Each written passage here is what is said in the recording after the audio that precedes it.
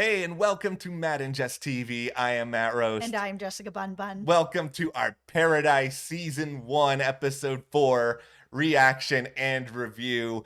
Watching this show, and Hulu, if you want to use this, this is fine. Watching this show feels like paradise to me. It is insane, action-packed, great performances. They legitimately continue to surprise me. Like, I was shocked after watching this episode, like really shocked. Yeah, I mean, it's nice to see that people are starting to find this show. Kind of had a weird release schedule where they just put out episode 1 for fun and giggles early, where people didn't really know it was on, and then the next 2 episodes the next day, and it seems like it's starting to gain some legs and people are finding it, and it is such a good show. Like, the mysteries are really solid, and the emotional aspect of this is so good. This episode, all about Billy, getting into Billy's past, seeing what happened, how he grew up with his uncle, that he chose the dog over his uncle and, paid for that his whole life, and how he ends up in paradise, and how paradise is really his start to life after, outside world just did him really dirty. And his story was so heartbreaking to watch him finally be like, man, I have found my place. I found my people. It's Xavier. It's his kids. I'm Uncle Billy. To get to this ending, this show just kicked me right in my heart. They Kyle Chandlered Billy, and by that I'm referring to the fact that Mayor of Kingstown, at the very start of it, they brought in Kyle Chandler to be with Jeremy Renner, and then they killed off Kyle Chandler like right away. And it's like, what is this show now? And it's with this show, I thought Billy was gonna be around all season. I was so drawn in on that character and the amount of time they spent with him. Like, we can argue as to whether or not the person who killed him is anywhere near as shocking, but I just think the fact that he died alone here, right when I was fully all in. Dan Fogelman. I know. Maybe I should, I don't know. Take a letter. Dan Fogelman, how dare you? Yeah, should we go by me? You've broken my heart, P.S. I don't know if this is your government name, but Daniel Fogelman, we're just going to start calling you that out of just pure, I'm really angry, but I'm also really impressed that this show is this good. It's this messy. And it's just like, even with everything we learned in this episode, I still don't really think we have an answer as to who killed Cal. There's just a lot of people guessing. Yeah, I mean, it does feel like they're trying to lead it more towards Sam. But if it is Sam, I still think she's working with Gabby. I'm looking at Gabby. She is my prime suspect in all of this. Well, we're going to get so much more into that and all sorts of other subplots going on. But hit that subscribe button now, because we want you guys to be in YouTube paradise with us as we go through all of this season, share theories, talk about it with you guys in the comments. And by subscribing, you helped us to make sure that we're able to make these videos for you. We really appreciate your support. Yes, thank you so much. I mean, we're covering a lot of other stuff here at the channel right now. Dexter, White Lotus is coming up, Yellow Jackets, a ton. So thank you so much to everyone who has subscribed. Okay, let's just have a deep dive here on Billy and some of the stuff that we've learned that make this character so interesting and so complicated.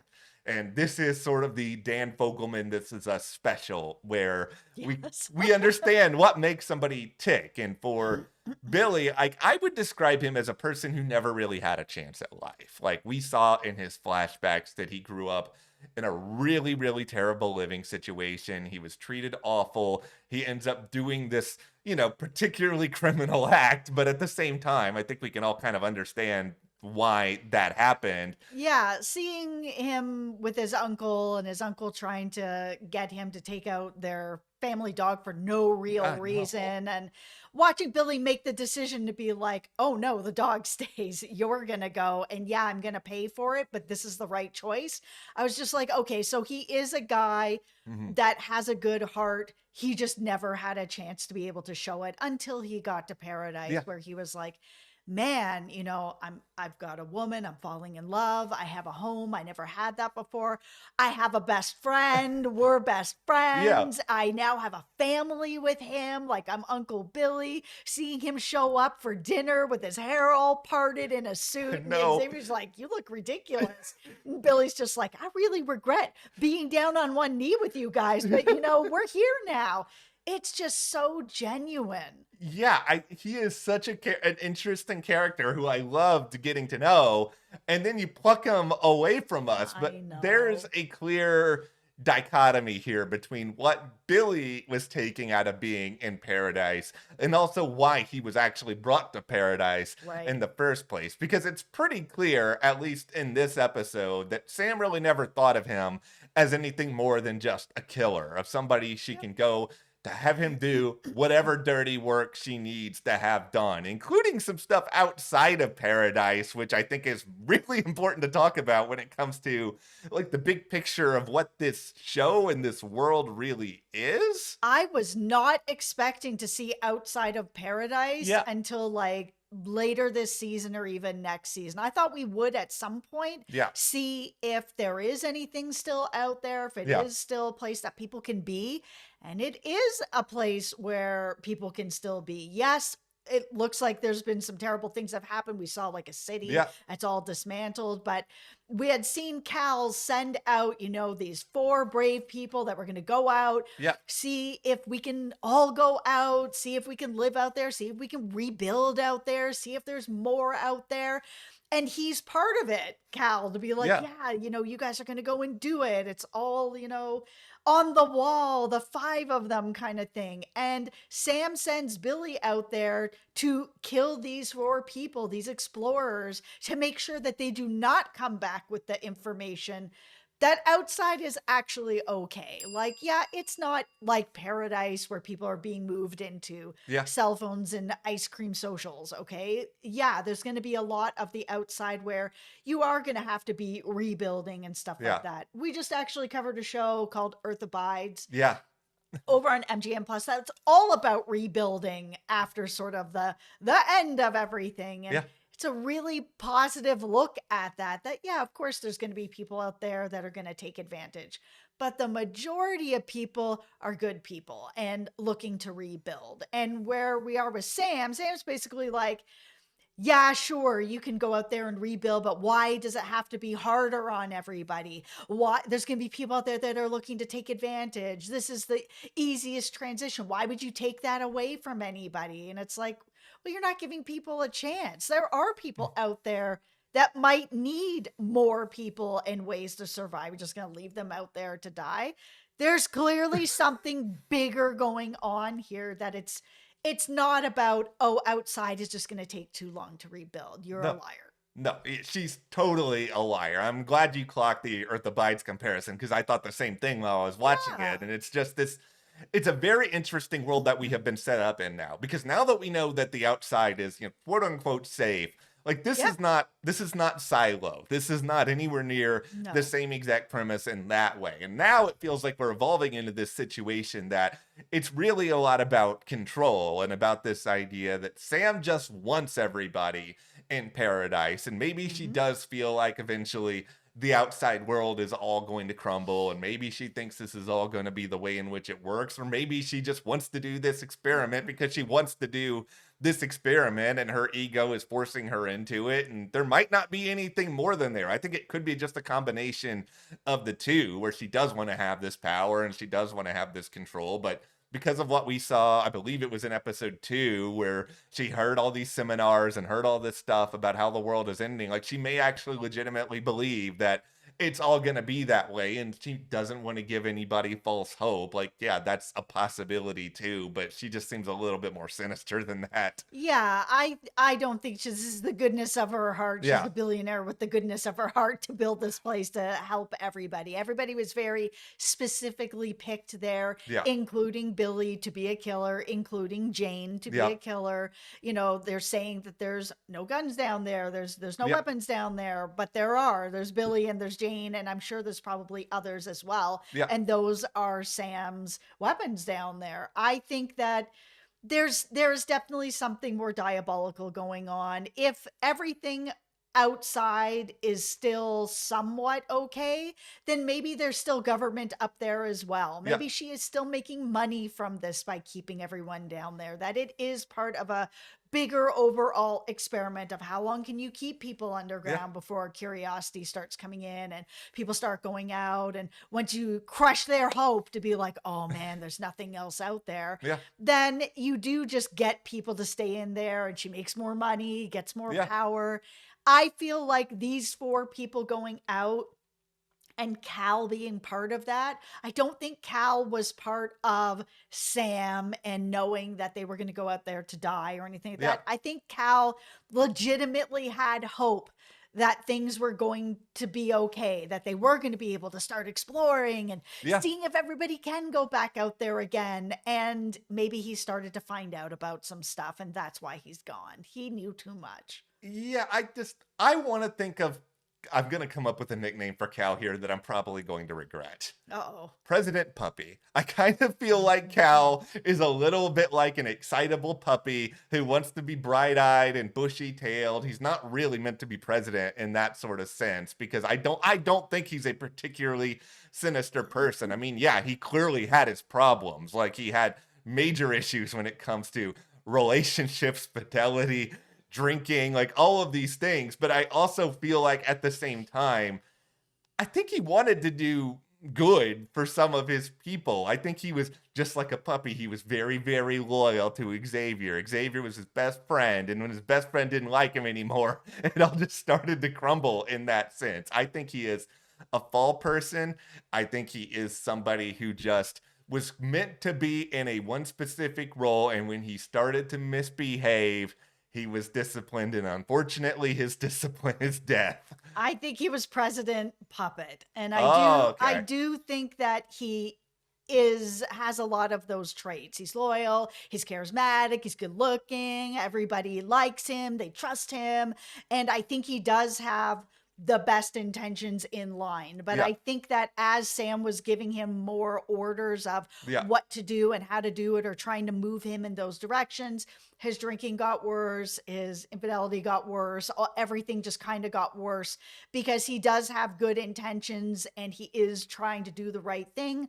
But then he's finding out things, or he's being pushed into doing things that he's not okay with. And finally, Sam was just like, okay, we need to get him out, Yeah. bring Henry in, President Puppet number 2, and this guy will actually do what we need him to do. We'll be able to manipulate him better. And I think she just miscalculated that she wasn't able to manipulate Cal the way she thought. No, he was a little bit too smart, a little bit Yeah. too rebellious. You know, she gave him, I don't know, some opportunities to do things, and he ran wild with them. Now, I want to take a second here to give a little bit of applause to James Marsden, who I think, he plays Cal on this show, but he's an interesting actor in the wider sphere of things. I don't think he is it's that guy. Like, I don't think he's that level, but he's not a star. He's sort of like levitating between the two.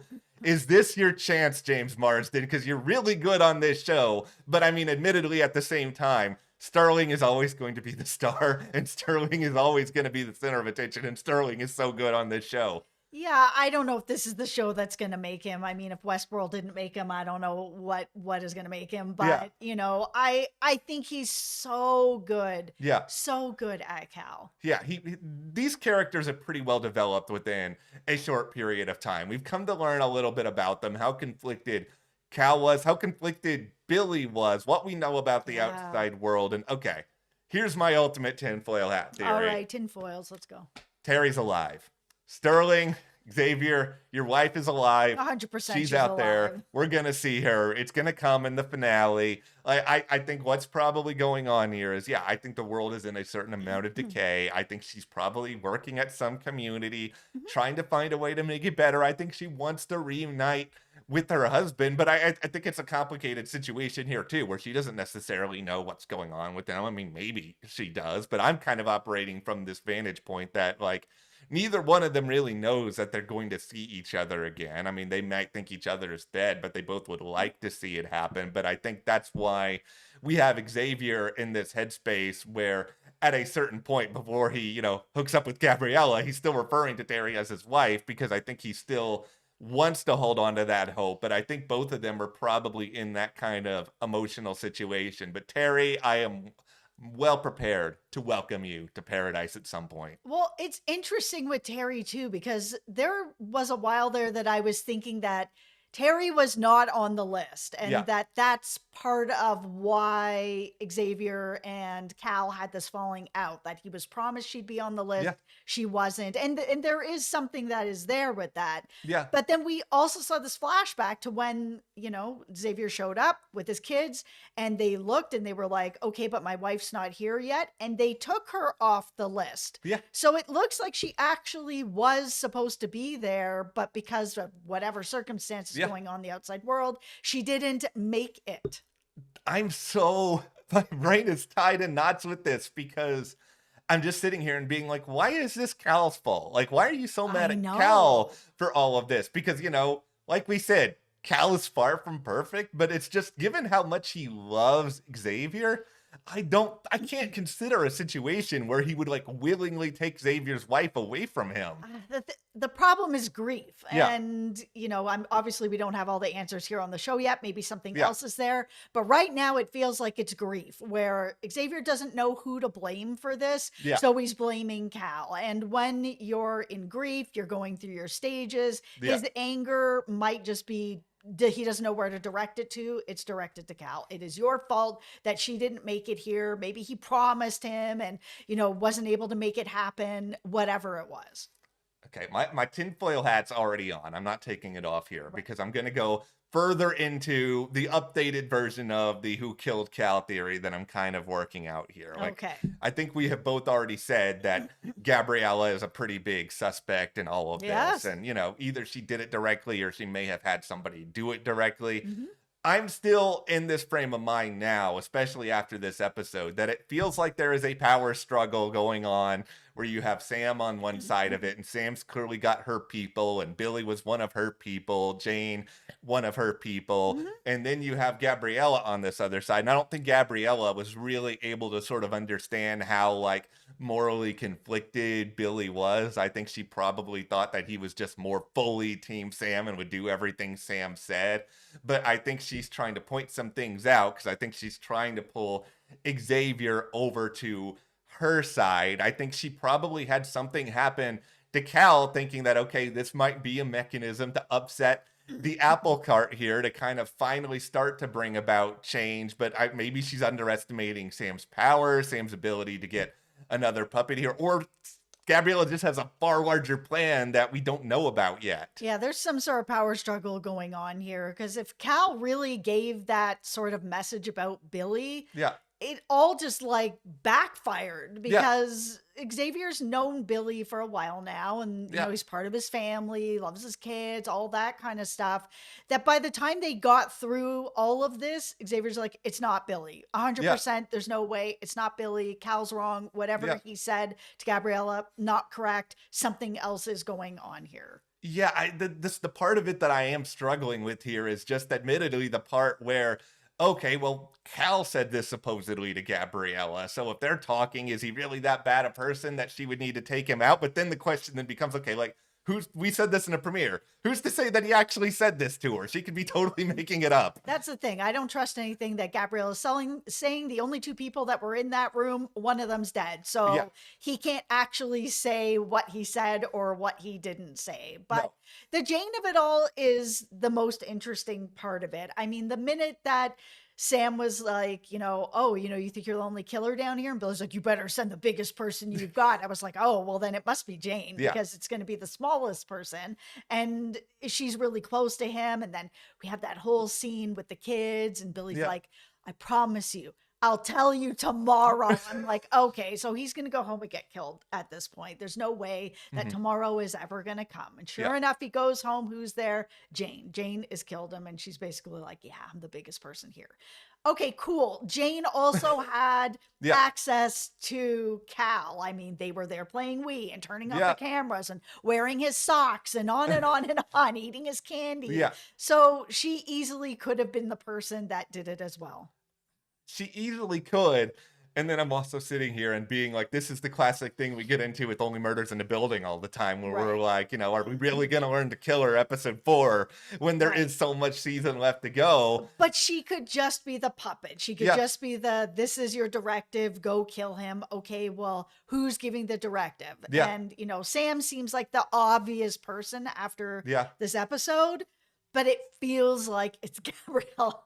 It does feel it's her. It feels like it's her, and it feels like she must have figured out some sort of the hierarchy within Sam's system here, because we know already through the first 3 episodes that Gabriella supposedly really looked at and profiled and kind of found a lot of people that were going to be a part of Paradise, and that was a part of her job. But that doesn't mean that she did every single thing under the sun, because if you have a power struggle like this, it's sort of like you're trying to put together a basketball team, and you're I want these players on my team, but then you're having to also deal with the general managers like, oh, I want these players on my team. And if you're the Cowboys, who are run like a complete and total dumpster fire, then Jerry Jones is like, I am the boss, I do everything. And then everybody wants him to sell the team. That's an aside. But anyway, here, where I think it's going on is, I think Gabrielle was tasked with a lot of things, but I think Sam must have went rogue and was probably like, I want to bring in some of these people who are really going to be really loyal to me, so that if something does go really awry, I can call on some of these people, like a Billy, like a Jane, and then I can kind of have people do my orders. But then at the same time, if Gabriella is smart, she's going to figure some of this out, and maybe she goes to some of them with some sort of offer of her own. And this is where Robertson comes in, where I'm kind of like, where does she land on anything? Because she was involved with the president intimately. She's an agent, and she's supposed to be working with Sam and working with everybody there, but at the same time we see her kind of on the sly going to talk to Billy, and is like, oh, we need to talk, and he's like, here, and she's like, no, on the moon. And I was like, can she just look at the camera and say, hi, Bob? I was waiting for some sort of connection to For All Mankind over on Apple TV, which is what I know her from. I was so excited to have that little drop in there. But she's such a wild card at this point, because she was intimately involved with the president, and I don't know where she lands. She seemed to clearly love him. So was she involved in taking him out? She's having regrets on it, or was she left out of it and now she's also really trying to figure out what's going on? Okay, here is where I'm going to land on it for now. I don't think she killed him, mostly just because I will call you Daniel Fogelman again if you make Robinson the killer, because I don't want to see, the person involved in an affair ends up killing him. It's always the person. You have to be better than this. So I'm going to assume instead that maybe she's dealing with a lot of regret and a lot of pain, because she probably missed something, because she had on love blinders and she was just thinking about her boss the wrong way here in the president, and she probably just made some mistakes, and she's probably going to overcorrect and probably make a couple more mistakes trying to fix the mistakes that she previously made. That's just where I sort of am with that right now. Like you mentioned earlier, though, the moment that you sort of came to the realization that, okay, Billy is not going to make it through this episode. Oh, 100%. When he was like, I'll tell you tomorrow. I'm like, oh no. It was the same. It was the same conversation for me, but it was specifically the words of, I just want one more night of Uncle Billy. And that felt to me like it was the final nail in the coffin. I was still somehow surprised by the way in which it happened, because it was so sudden after the fact, even though I don't necessarily think that Jane killed the president. She could have. It might have been a directive, but just the way that played out. And now the question of, okay, well, if you're Xavier at this point, what exactly do you do from here? This is not a death that could just be covered up. Like, you're gonna know he's gone. Absolutely. Xavier's in so much trouble. I mean, Billy tried to threaten Sam into being like, okay, I'll continue to do whatever you want, but you need to leave Xavier alone. I know you're on him and you need to leave him and the family alone. Sam's like, I'm not doing it. You are misunderstanding the power dynamic here, Billy. Sorry for your luck. Like, if I need to take you out, I'll just take you out. But the fact that Billy has told Xavier, hey, I will tell you everything tomorrow. Something is going on and it's not great. And Xavier's like, okay, I'll see you tomorrow. Billy just showing up dead at this point. I mean, how does how does Xavier get out of this alive? He needs to find some sort of ally, some sort of protection. I don't know, but okay, there's one more person I just want to throw out there, and I don't have any evidence of this yet. I'm just saying something doesn't smell right with Cal's son. That's all I'm saying. I don't trust him for some reason. Yeah, I mean, let's even go back to the night that Cal was killed. He was supposed to be meeting with his son. He's there making pasta for him. And, we see him there then with 2 plates, and his son just ghosts him, never shows up. But that doesn't mean he didn't show up later.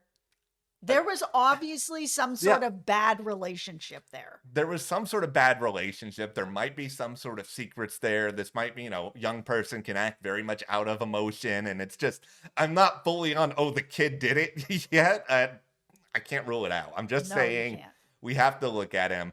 One more question I have for everybody and also for you.